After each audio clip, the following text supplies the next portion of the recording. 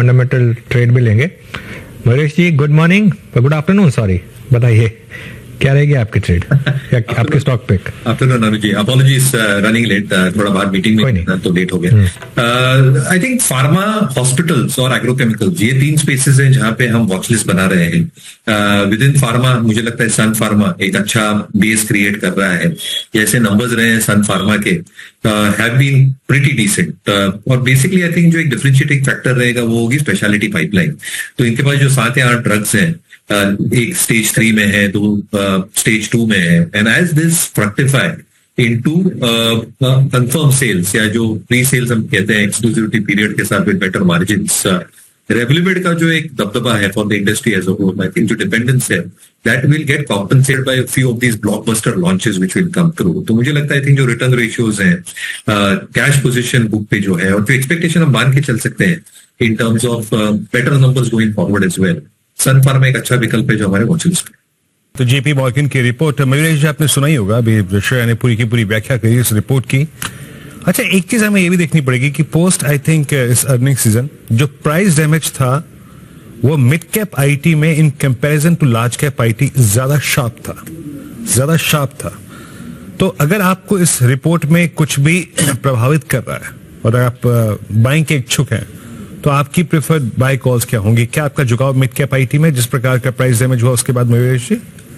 You are absolutely right Veeru ji, और अगर हम प्राइस एक्शन भी देखें तो पिछले 2 या 3 वर्षों में mid cap IT has out perform large cap IT में सिग्निफिकेंट मार्जिन, वैल्यूएशंस भी अच्छे खासे महंगे हुए थे।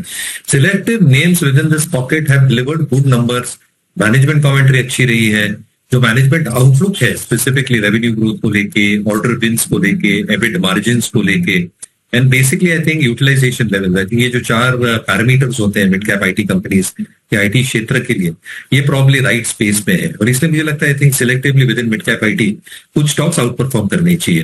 Coforge as an example is something that we continue holding in our global portfolios. हमें लगता है आई थिंक जो मैनेजमेंट कमेंट्री रही है कोफोर्ज की, जो एक्सपेक्टेशंस है in terms of all these parameters put together, एक अच्छा विकल्प या एक अच्छा डायरेक्शन देता है ये पूरे स्टॉक के अर्निंग्स के हिसाब से। दूसरा आई थिंक एम्फेसिस, ये हमारे पे रडार पे रहेगा। ऑब्वियसली थोड़ी प्राइस स्ट्रेंथ इसमें आनी चाहिए क्योंकि जो ईपीएसआरएस रेटिंग्स हम देख रहे हैं थोड़े सॉफ्ट है, बट अगर इसमें थोड़ी प्राइस स्ट्रेंथ आती है, जेन एआई में जो एम्फेसिस काम कर रहा है that's almost 35-36% of its overall business.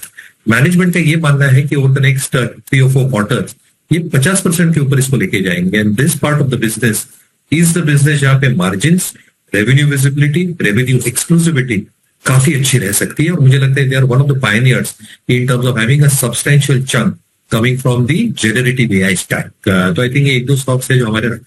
Auto stocks को आप कैसे रीड करेंगे आई मीन मयूरेश? क्योंकि पिछले 4 महीने में सिंस इन्वेंट्री बिल्डअप के इश्यूज थे, आई मीन वो पेन समझ में आता है, वो स्लो डाउन था, बट टेस्ला का आना भारत में और इनके प्रोडक्ट की जो सीधे टक्कर होगी उसमें एमएनएम है, उसमें इनफैक्ट सारी ऑटो कंपनियां हैं अब तो, क्योंकि सबका ईवी पोर्टफोलियो काफी स्ट्रांग है, नो डाउट एमएनएम और टाटा मोटर्स का बहुत स्ट्रांग है।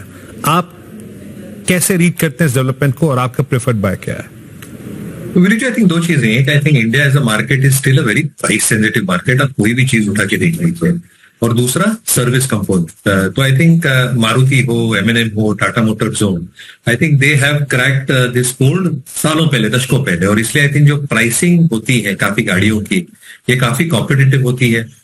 जो प्रीमियम कार्स हम मानते हैं 15-20 लाख के ऊपर, वो एक सिलेक्ट ऑडियंस के लिए होती है। हालांकि I think household income भी बढ़ चुकी है, and there is flexibility of having loans against cars as well. But again I think जो सिलेक्टिव मेजर्स वो देते हैं या कंटेंट या फीचर्स देते हैं, I think they are very very appropriate in terms of the price they are. दूसरा I think जो सर्विस फैक्टर्स हैं ये बहुत इंपॉर्टेंट है इंडियन कॉन्टेक्स्ट में, because looking at our roads, expectations in terms of जो सर्विस एलिमेंट्स लगते हैं specifically I think internal roads के हिसाब से, if you are going interior, if you are not using the highways, कहीं ना कहीं आई थिंक जो सर्विस कंपोनेंट है बहुत महत्वपूर्ण हो जाता है। और इसलिए I think stocks like Maruti, MNM will continue doing well.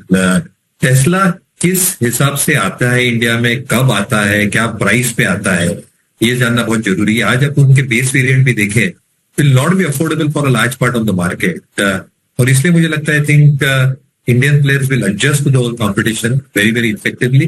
जो नए मॉडल इंट्रोड्यूस कर रहे हैं ये काफी अट्रैक्टिव है प्राइस वाइज, फीचर वाइज, और service factor stand out feature होता है। तो मारुति, एमएनएम अच्छे स्टॉक्स है जो मुझे लगता है वो रनआउट पीरियड भी अच्छे कर दीजिए। मारुति और एमएनएम ये स्टॉक्स अच्छे लग रहे हैं मयूरेश जी को। चलिए अब टेस्ला की बात हुई, इनफैक्ट पूरे ऑटोमोबाइल सेक्टर की बात हुई। मयूरेश जी, मिड कैप फंडा।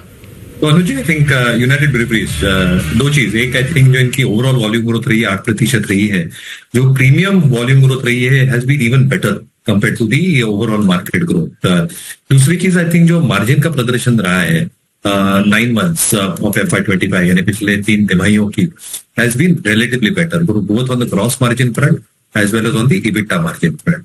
तीसरा आई थिंक जो प्रीमियमाइजेशन का पूरा इन्होंने दौर स्टार्ट किया था कुछ तिमाहियों पहले, that is now started working out, और जो सिलेक्टिव स्टेट्स में इन्होंने हाइक लिए हैं उसके वजह से एक अच्छा खासा इजाफा हुआ है both in terms of volumes as well as pricing. Obviously दो स्टेट्स इंक्लूडिंग तमिलनाडु में थोड़ी दिक्कतें और अटकलें लगी थी, बट मुझे लगता है I think uniformly over the next few months as well there should be some uniform price hikes that happen, अलग कुछ स्टेट्स में भी, जो टॉप लाइन को और मार्जिन को एक अच्छा खासा सपोर्ट दे देगा।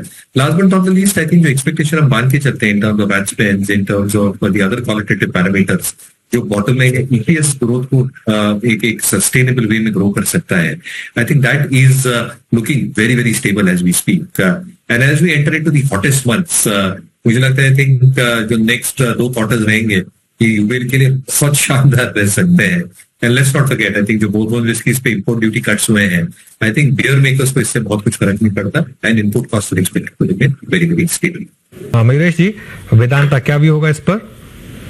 आई think this should play out very effectively. तो जैसे एमके की रिपोर्ट में भी कहा है कि जो सम ऑफ पार्ट्स है हर एक बिजनेस के लिए अगर आप एनालाइज करते हैं तो वैल्यू अनलॉकिंग डेफिनेटली होने वाली है। So there is no two ways about it, because as every business gets listed separately, उसकी जो अर्निंग्स ग्रोथ रहेगी और क्षमता रहेगी उसमें अच्छा खासा पोटेंशियल है कंपेयर टू दी मार्केट के अगर Vedanta is trading at the current juncture.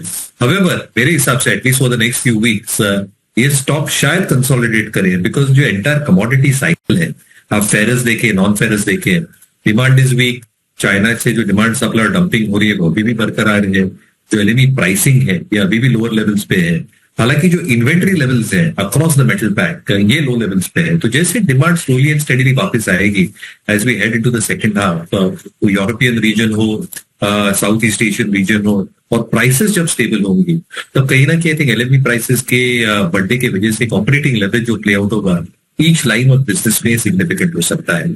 So there is no two ways. I think there is significant value unlock that is happening, but because of all these macro headwinds, कहीं ना कहीं stock एक consolidated trend पे रह सकता है अगले कुछ हफ्तों में।